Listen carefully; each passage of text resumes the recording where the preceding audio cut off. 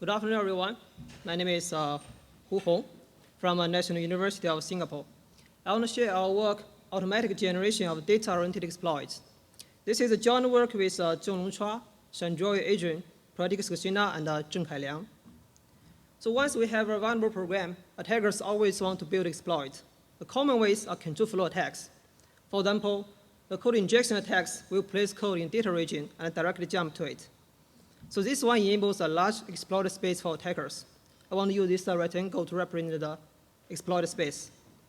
Also, the code reuse attack will divert the control flow to existing code region.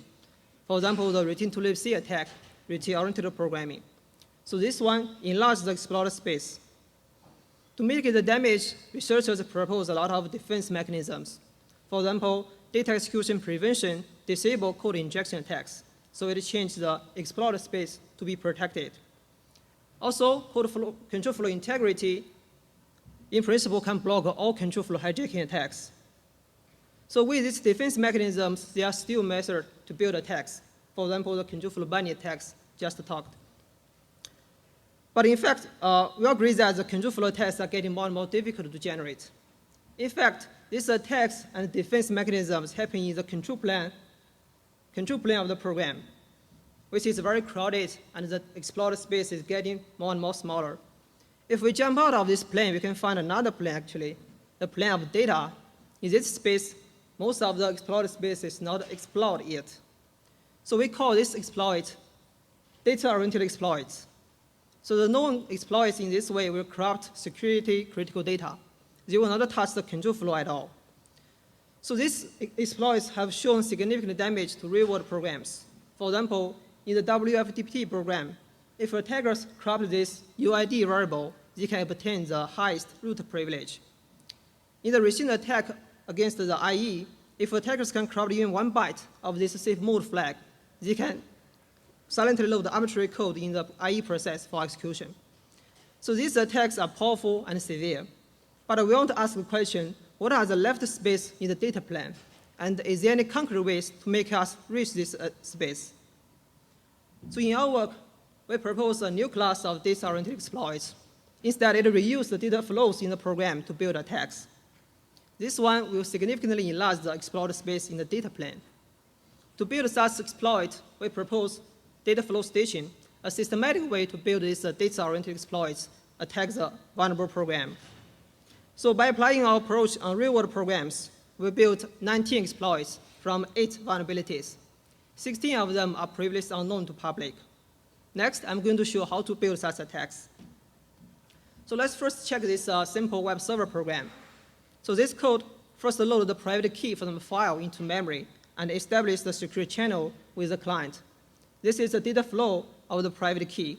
So the red arrow here means the pointer relationship. So this is the pointer, this is data pointed. So then the program handles the user request for files. It first retrieves the file name, gets the absolute path, extracts the file content. Finally, it concatenates the file name and the file content as the output buffer and send it back to the client. So to make it simple, I want to cut some data flows here. So you can see during the normal execution, these 2 data flows, the data flow of the private key and the data flow of the file name are disjointed. There is no intersection between them.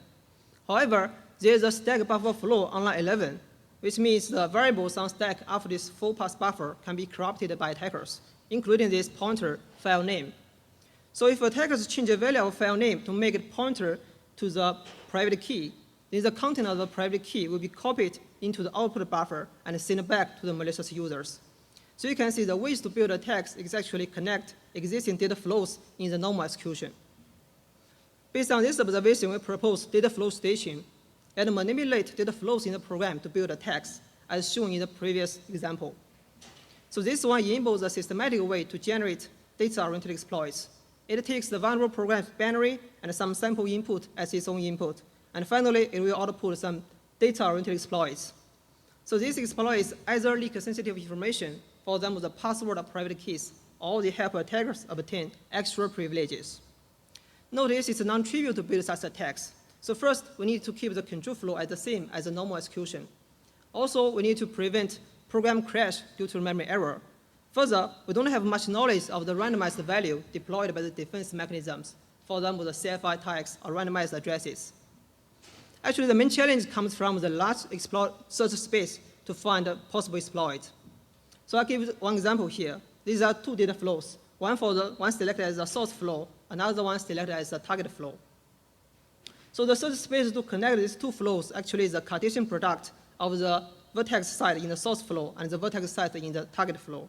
So this is one candidate from vertex V1 to V2. So for each candidate, we require a heavy analysis to verify. We require heavy analysis to verify this is stitchable or not.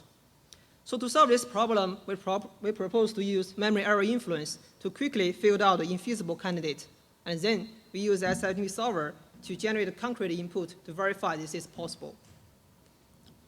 So this is the method we use to generate a text. First one is a single edge stitch. It will corrupt the security critical data. This is a WFTPT program I just mentioned. The critical data is the user ID used by the setUID function. So I'm going to use this two-dimensional data flow graph to draw the data flow of the user ID. So on the x-axis is the time dimension, which means the execution order of the program. On the y-axis is the memory address space. So during the normal execution, at line 3, the program gets the user ID variable. Then it saves this variable in the password structure at line 4. Then at line 9, it puts the variable on stack for the use of a setUID function. So this is a data flow graph of the user ID variable. So we are going to find the location to mount the text. This memory error at line 5 is a format string vulnerability. So to quickly find the location to mount the text, we consider the error, the influence of the memory error. We draw the influence on the same graph as this red line. So on time dimension, this line means the memory error happens at line 5. On address dimension, this means the memory error can be used to influence almost the full memory space. We decompose the data flow into two dimensions. So in time dimension, this means the program believes the user ID variable is unchanged from time 4 to time 9. In the address dimension, this means at time 9, the program will retrieve the value of user ID and save it on stack. You can see this intersection between the time dimension data flow and the memory error. Actually, this is the location we're going to use to mount the text. So we use the memory error to change the value from the normal user ID to the root user ID. The program believes this value is unchanged and use it as the parameter for setUID. So in this way, we can build this privileged escalation text. And memory error help us to locate the location to mount the text quickly. So other than this single edge stage, we can also see that at line 9, the user ID is dereferenced from a pointer. Actually, the pointer is usually decides the data movement direction. So we propose this pointer stage algorithm with cropped pointer to connect the data flows. So we draw this the data flow of the same program again, but with only two nodes here. We bring the pointer node into the graph. And also we introduce another data flow of 1, 0 during the normal execution for later usage. So similarly, we decompose the data flow into two dimensions, also for the pointer relationship. So for this one, the time dimension means the program believes the pointer's value are unchanged from time 2 to time 9. And at time 9, the program will use the pointer to find the source and copy it to the destination. Similarly, we can decompose other data flows. So we draw the memory error influence again on the same graph. Previously, we showed that using this intersection, we can mount a single edge stitch attacks. But in this case, we consider another intersection between the pointer data flow and the memory error influence. So if we use the memory error to change this value to a value of B2, the program believes this value is unchanged from time 2 to time 9. So at time 9, they will use this value to find the source and copy it to a destination. So you can see we mount the privileged escalation tag again by corrupting a pointer instead of corrupting the data directly. So if we simplify this graph, it will be like this. So pointer stage corrupt pointer VP. If the program dereferences point VP one time, you get the interesting data. So let's think a little bit more on this direction. This is the original data flow graph of the user ID. So if we check the data flow of the pointer, say we can find a pointer of the pointer, so we can build more interesting attacks. So first we find the data flow of the address B2. By corrupting the pointer, we can indirectly change the pointer's value. And later, by changing this pointer's value, we can indirectly change the UID's value. So in this way, we stage two data flows. The data flow of the address and the user ID and this 0. So we call this attack two-level stage. It corrupts the pointer VP2. If the program dereference VP2 two times, it will get the interesting data, the target or the source of attacks. So more generally, we define this n-level stage. It corrupts the pointer VPN. If the program dereference VPN n times, it will get the interesting target or source data. To achieve this, we need to recursively invoke pointer stage n times. And also, we need to be careful that we need to guarantee the stage alignment. That means if you want to change the value of VPN to VPN prime, you need to make sure that if the program dereference VPN prime n times, it will get the corresponding source of vertex data. And also, we have this multi-flow staging, which means we involve a lot of intermediate flows. And finally, the source flow and the target flow can be staged through a long data flow staging chain involving the intermediate data flows. So you can see there are a lot of ways to build these data-oriented exploits other than the data corruption. However, in this case, we need to know the address of some vertex in advance. So randomization will bring this problem in this case. To solve this problem, we propose address reuse to bypass ASLR. So one observation is that even when module is randomized, the relative address within the module is still fixed. If attackers can corrupt this relative address, he can still reuse the randomized base address. For example, in this assembly code, attackers control this EX register, which is the index register. So they can reuse this base address in ESI and EDI to perform attacks. Another observation is that the randomized address is frequently saved in memory. So if attackers can retrieve this randomized address from memory at runtime, they can totally bypass ASLR. So we have this complete reuse. So in this assembly code, attackers can retrieve the value of EBX from memory at runtime. So they can use this address to perform memory read or memory write. So this example is similar to previous one. Attacks corrupt the user ID from the normal one to the root user ID. So during this attack, attackers can find the randomized address of user ID from the stack, and they just provide a malicious format string to this vs_printf function. So make this function find the randomized address of user ID from stack and use it for the memory corruption. So this attack can bypass even the fine-grained implementation of ASLR. Another way to make the stage work is to build attacks within the deterministic memory region. So in the current implementation of ASLR, there are still a lot of memory loaded into fixed memory address. For example, on Linux, most of the binaries are not compiled with this -PAE option. So a lot of programs still have a large fixed memory region. So this is the size of a fixed memory region, and this is the number of programs have this size of a fixed memory region. Actually, you can find a lot of programs has a large fixed memory region. Similarly, on Windows platform, we can always find these libraries that are not compatible with ASLR. So if you can build attacks in these libraries, we can just ignore ASLR.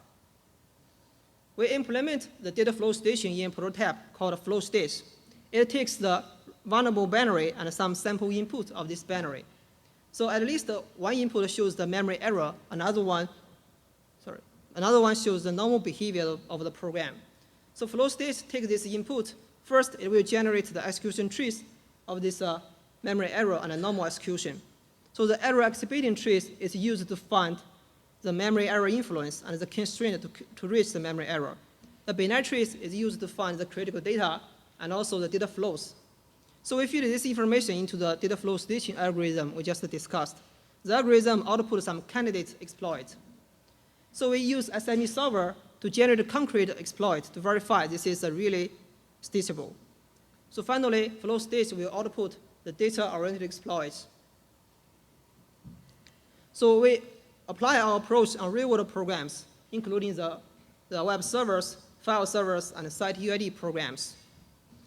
So finally, we built 19 exploits from these 8 vulnerabilities, including information leakage attacks and also privilege escalation attacks. So 16 of them are previously unknown to public. 7 exploits are built from use advanced staging algorithm, for example, 2-level stage. 10 of them can work with ASLR. 8 build attacks within the deterministic memory region, and 2 of them reuse the randomized address in memory. We evaluate the performance of our tool specifically for the trace generation and the data flow generation. So on average, it takes 6.5 minutes to generate one exploit. The data flow generation, it takes a long time. Now we have a faster version. So let's look into some concrete examples. So the HTTP web server has a stack buffer flow. These are the related source code and assembly code.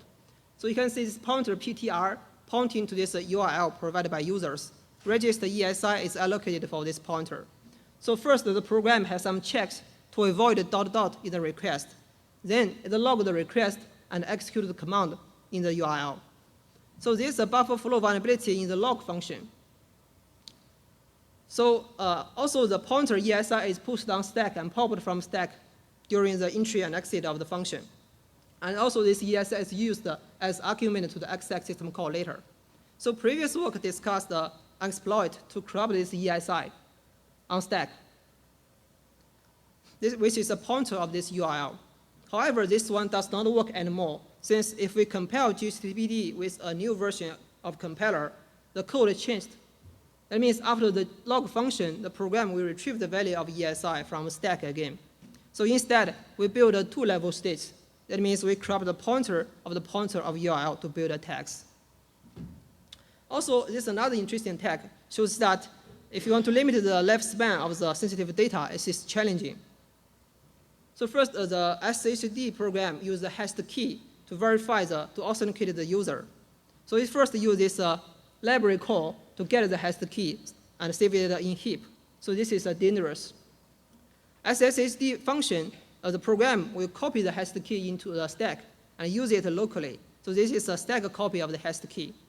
So later, the main function of the SSD, the operation inside this SSD will overwrite the stack copy. So this part is clear. However, the heap copy is just released from the memory, but it's not cleaned. So it's still possible for our stitch attack. So this shows that it is challenging to make it correct, since the programmers need to care about this memory allocation, deallocation in the library and maybe third-party programs. So in conclusion, we explore the risk category of data-oriented exploits. We explore the single stage, pointer stage, in-level stage, multi-flow stage, so many methods. And also we propose data flow stitching, a systematic way to generate data-oriented exploits. So these exploits can bypass control flow integrity, data execution prevention, and often it works with ASLR. And we show that automatic construction of the data-oriented exploits are possible. Okay, thanks. That's all.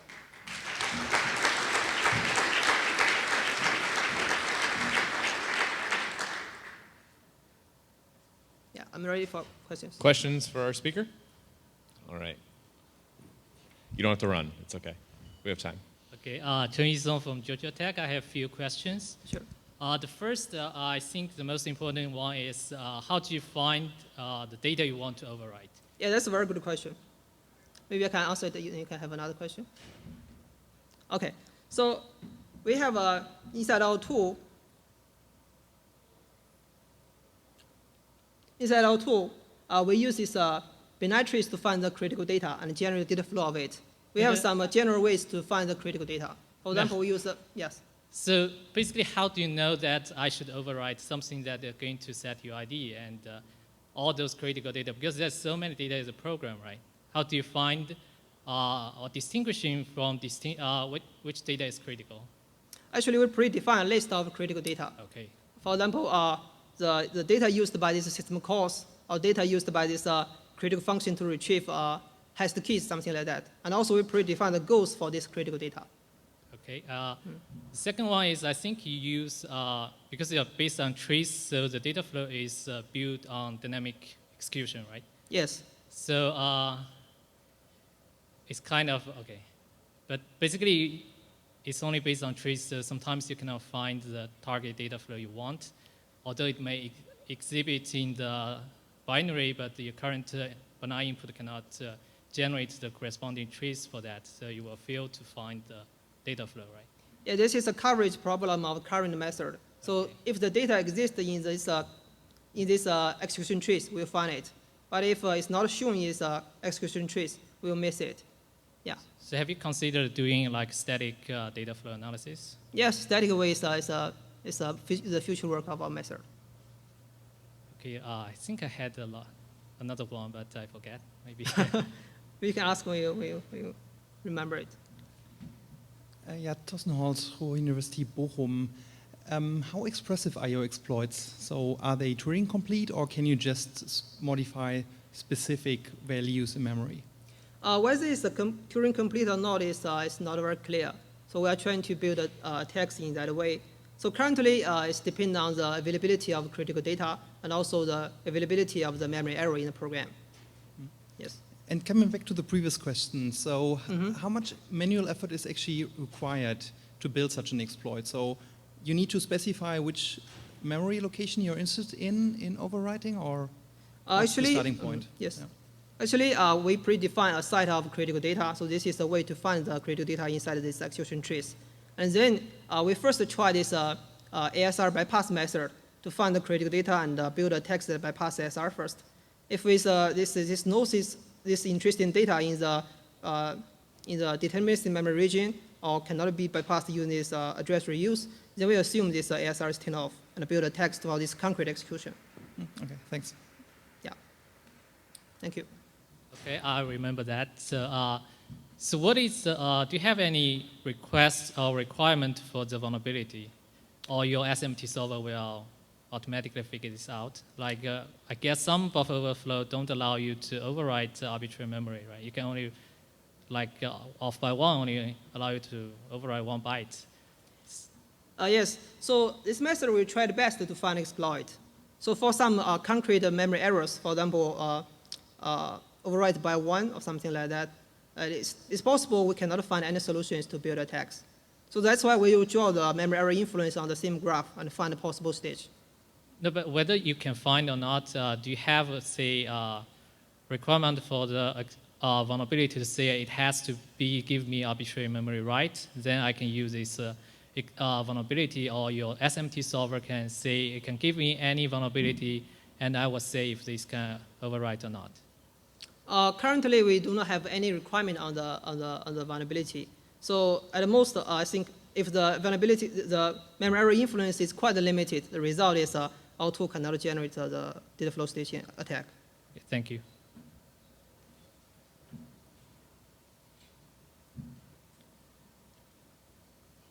So you talk about how to defeat a address layout randomization. So Yes. have you ever taken like into account more advanced randomization techniques like fine-grained memory randomization? Like there's a paper published in the last year's USENIX called, or was a year before last, called Oxymoron, which can randomize a single module, which changes the relative offset of the instructions in the same module. So have you ever taken into that account, or similar techniques? So yes. Assuming those are in deployment, are your techniques, is your technique still effective, or that would be a problem? Okay, that is a very good question. So to bypass the SR, we have proposed 2 methods. First one is the parcel reuse. This one based on the implementation of the ASLR. So this one assumes the relative address within one module is still fixed. So if you use this fine-grained ASLR or use periodically ASLR, this one will not work. But I think this method will work even for the fine-grained ASLR, as I just mentioned. So this one will retrieve the randomized value from address at runtime and use it for the memory corruption. So I think that's based on the assumption there will be some memory disclosure vulnerability you can make use of. That depends. For example, in this case, this offset is actually fixed. So the text will pre-calculate this offset and feed this vulnerable format string, so they can retrieve this value. So they don't need to use any information leakage attacks. Right, but that also depends on the type of the vulnerability, which can Yes, that's true. allows you to make use of a relative offset. Yes. Thanks. All right, if there's no more questions, let's thank our speaker.